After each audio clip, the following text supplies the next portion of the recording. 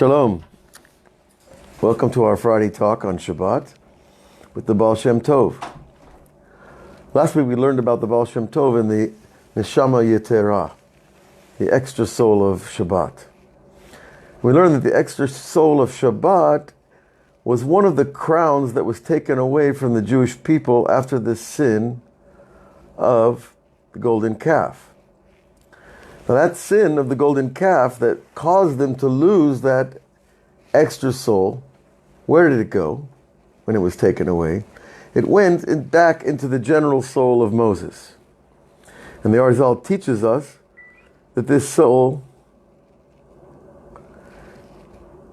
carries those souls throughout history. And every time a Jew keeps Shabbat, he gets back that spark of soul that was taken from him at Har Sinai. Now, ask ourselves a little question here. If the spark of our soul that was given to us at Har Sinai is taken back because of the golden calf and given to Moses, and then re-given to us every time that we keep Shabbat over the last 3,500 years, that soul is clearly a portion of the soul of Moses. And if that soul is a portion of the soul of Moses, Moses, who was he? He was the Tzaddik Ador, the righteous leader of the generation. But he's also considered the Messiah of his generation. He was anointed by the oil. He built the Mishkan, was the Beit HaMikdash. And he brought the Jews back from exile from Egypt to the boundary of Eretz Israel. So, in actual fact, Moses performed all the activities of a Messiah, except he didn't bring the people into the land, but they had a portable Beit HaMikdash. So that soul that we lose every Motzi Shabbat, as the rabbis teach us, we get it back the next Erev Shabbat. It's a soul that came from Moses. It's stored by him and returned each week. So what's going on? What are we receiving? We're receiving a soul, a spark from the Messiah every Erev Shabbat. A spark. It might not be a very big spark, but it's a spark.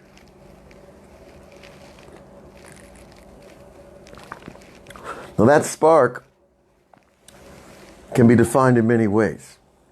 The Baal Shem Tov taught us last week that that is the spark of the Shabbos of the Tzaddik. That the Tzaddik, he doesn't really get excited about kugel and wine and cholent, right? He gets excited about the mitzvot of Shabbat, going to the Beit Knesset to pray, singing the songs, enjoying the community, feeling the ziv shechina, it's called, the shine of the divine presence within and in the kahal. Because we know in Pirkei Avot, when 10 Jews gather, the divine presence rests on them. So this spark of the Messiah was taken away from us after the sin of the golden calf. Why? Well, obviously, the second commandment says, Tiyeh lechem Elohim acharim b'fanai, that we won't have other gods. And here they are. They made a golden calf god. It's funny, they made a golden calf for a god. Who would make a golden calf for a god? Except a bunch of ranchers that raising calves all the time. Isn't it ironic? They make a god out of the thing that gives them their livelihood. So everybody should have a golden computer if they make their money on a computer. You know, and if I'm a farmer, I should have a golden shovel. And so on and so forth. I guess the joke will get worn a little thin. But it's not really funny. Because it seems to be embedded in human nature that we turn the thing that gives us a livelihood, it apparently gives us the livelihood, we turn it into a god. And we have to give it gold plating to make it special. It's really a horrible thing, if you think about it. And it's embedded in human nature, but it's not there for good. It's there for us to remove and to transform. To turn that switch of, wait a minute, is this golden computer really giving me my livelihood? Can't God find another way if he wants? Of course he can. And that's the test, is the switch in the mind. And that switch in the mind is to understand that we have to remove the intermediaries, whatever they are. Whether the intermediary is a golden calf, or a golden computer, or a stock market broker, whatever it is. Okay. But nonetheless, how did all this come about? Let's remember the story again a little better. How was it that they made the golden calf? Well, Moses was doing what the Messiah does. He goes up on the mountain for 40 days to get the 10 commandments. That's big work. 40 days, no eating, no drinking, no sleeping.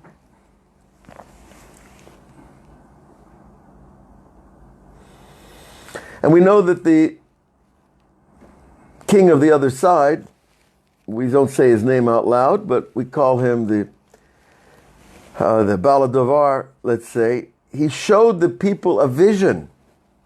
Now, when you get a vision, you tend to believe in it because it is an out-of-body experience. It is not your normal everyday perception. So he showed the people a vision, not of the land of milk and honey. He showed them a vision of Moses dead on a funeral pyre. On a bier, actually. Not the pyre. The pyre is where they burn the dead. But the actual bed that they carry the dead body on is called a bier. He showed them that vision, so everybody got terrified. They thought it was a true vision. And when they got terrified, they lost their will. They lost their strength. They thought their prophet was taken from them. And now we're out here in the middle of the desert with nothing. And that can be pretty scary. But that was obviously a test to receive the 10 Commandments. And of course, everything that goes with that. Because if they hadn't passed that test, they wouldn't have become the chosen people. And if they didn't become the chosen people, then they would just be another people lost in the desert. And not become the people that have transformed all of humanity. So that's a big loss. So the Yetzer Hara tested them with this vision of Moses dead and said, see, your prophet's dead. And they said, oh, we better make another God. We need a new God. Moses is gone. So that's how they made the golden calf, because they had a fall in their faith in the tzaddik. And from the fall in the faith in the tzaddik, in the generation's leader, they became sheep without a shepherd. And sheep, they'll follow anybody. They're very placid, very peaceful animals. They just like to eat all day. They don't bother anybody. But when they don't have a shepherd, they're in danger from anybody. And of course, the danger that confronted those sheeple, as they're called sometimes, was the Erev Rav. It was the stragglers that came out of Egypt that kept arguing with Moses. And those stragglers were not Jews from the seed of Abraham. They were tag-ons. They were opportunists. They saw, well, Egypt's in ruins. Pharaoh is a mess. His army is destroyed. We might as well go with these Jews. And that's where the Erev Rav was made of. And they're the ones who kept heckling Moses and challenging him and causing a lot of dispute in the nation. And so when they thought they lost Moses because of the false vision of the Yetzer Hara, the other side stepped in and said, here's your God, Ele Elokeichem Yisrael, and it was the golden calf. And so they danced and made a party and everything that goes with that. because they lost their faith in the tzaddik, and by proxy, their faith in God. Because, if God is God, He doesn't take you out in the desert to die. When He promises you something, He delivers every time. And if He promises you that He's going to take you to the land of milk and honey, you're going to get there. Now, there might be some tests along the way, but you're going to get there. And that promise holds good today. And it's a lot easier. You just have to call your travel agent and book a ticket to Israel. Or call Nefesh B'Nefesh and you get a free ticket. But once they lost they thought they lost Moses because he was up on the mountain for 40 days. They thought they lost God's promise. Another big error. Even if you lose your righteous leader, you cannot lose your faith in the Creator. And that has been proven over and over throughout history. And so the fall, listen closely, the fall of losing faith in the tzaddik caused them to lose that crown of Shabbat. They lost that transcendent day of the week where they eat and drink and sing and learn Torah and meditate and pray and do the spiritual work that makes the rest of the weekdays more pleasant. Because if you work 7 days a week, life becomes very drudgery, full of drudgery. But when you have a Shabbat, it refreshes you to go back to work again. And so from all of this, we can understand that those crowns that were taken from them because of the golden calf were sparks from Moses that went back to Moses. They were that spark of soul that you only get now if you keep Shabbat. And you have that faith in the tzaddik of the generation and the tzaddik of all the generations, who was Moses. And not only do you have that faith, you keep the Shabbat as best as you can, as much as you know, as much as your rabbi tells you, as much as you're capable without, blowing a fuse. Because in the beginning, it can be pretty tough to Shabbat, especially for cigarette smokers and people with other types of addictions that we're not going to talk about here.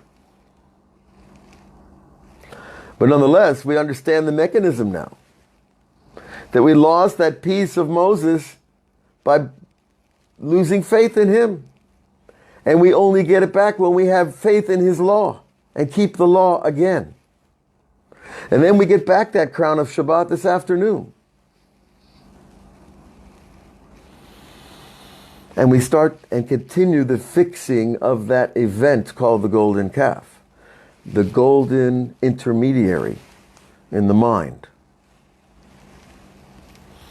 Now, the first rabbi of Chabad, Reb Shneur Zalman of Liadi, he said that spark was the spark of self-sacrifice in every Jew. That the real spark of Moses is the spark of self-sacrifice. And that we could extrapolate to mean that we lose the self-sacrifice for God and only get it back on Shabbat. That on Shabbat we feel that longing and that desire to be one with Hashem and to sacrifice everything for God. And then after Shabbat, each person, according to his level, will have to return his Shabbos soul. That's part of the soul of Moses. That part of divine self-sacrifice.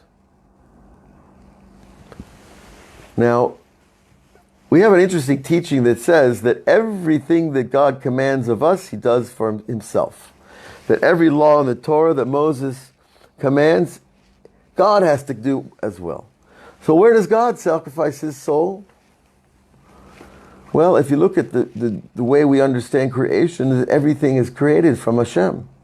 So he's sacrificing his soul in every single blade of grass, and every creature and every planet and every galaxy is a part of his creation that he created from himself.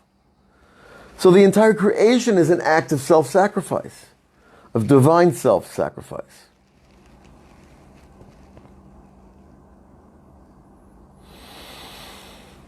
So I think we can understand a little better what's happening here. We can also understand a metaphor that the Baal Shem Tov brings us. It's a metaphor about the pleasure of Shabbat, which of course is this higher soul. That when you have true self-sacrifice, then you get pleasure from everything. Everything. The Baal Shem Tov writes, "L'mashal keshatinok rotze davar, hatinok nehene mimenu." Right, when a baby wants something and he gets pleasure from that thing,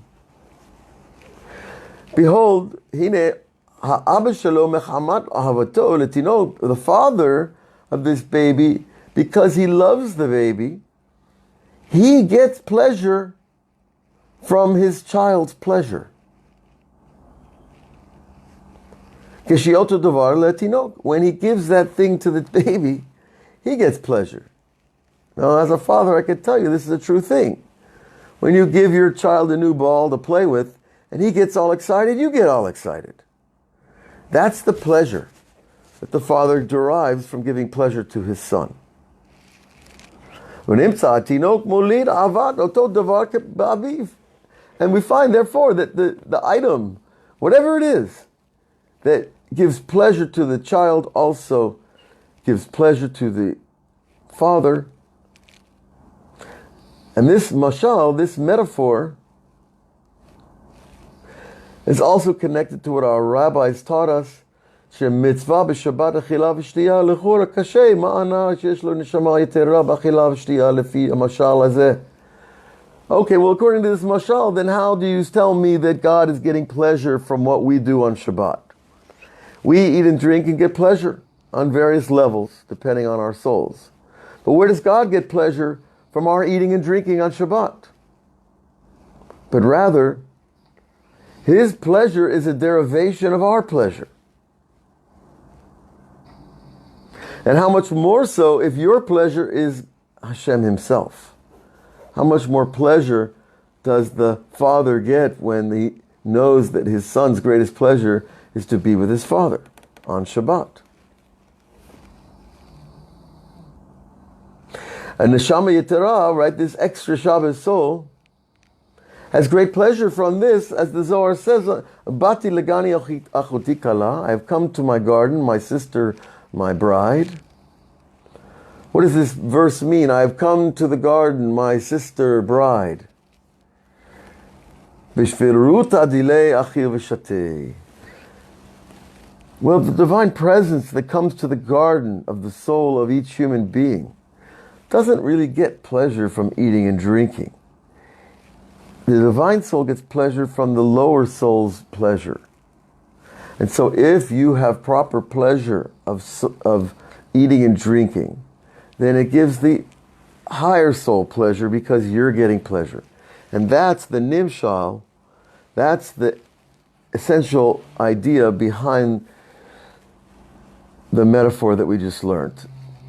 That the pleasure of the upper soul first must take place in the lower soul. And so too with God in creation, that when we have pleasure in creation, He has pleasure in creation. And that unifies all of creation on the principle of pleasure, not on the principle of fear and awe. From the pleasure each person has in his Shabbat gives God pleasure. And then God becomes glad that He made us. And that's a good thing, don't you think? So I want to bless all of you with a holy Shabbos and a introspective Shabbos to look at the pleasure that you get around you, the pleasure in your children. You know, when I see my son do any little thing, I get pleasure. And he's a young kid, he doesn't even know that. But that's okay. I don't need him to know it. Because pleasure is such a thing that it unites us. And we have pleasure in the same thing, we're more akin and connected to each other. So let's all of us take that time to find that real pleasure of Shabbat. Not in the taste of the food, but in the fact that I'm partaking of the creation and having pleasure from the fact that this creation exists at all gives pleasure to the Creator. Of course, there's appreciation for all the people that work and have Mesirat Nefesh in order for us to sit in on Shabbos table, especially in Eretz Israel, because every inch of land here has been saved through self-sacrifice. And every soul that lives in this place has gone through a great self-sacrifice. That ups the ante of the pleasure. So I hope this has been a little bit illuminating for our understanding of Shabbat, and that we understand that that extra Shabbat soul is a piece of the soul of the Messiah, Moshe Rabbeinu. And we keep getting it back, and all we have to do is connect to Shabbat. Shabbat Shalom L'Kulam. We'll see you next week on our Patreon series. And we will be starting soon a new series on reincarnation. We look forward to being there with all of you, and tell your friends, because it promises to be the type of series you've never learned before. I know when I learned this material for the first time, I couldn't sleep at night. So I guess we'll have to learn this in the daytime. But all the best to all of you. Love you all. Take care.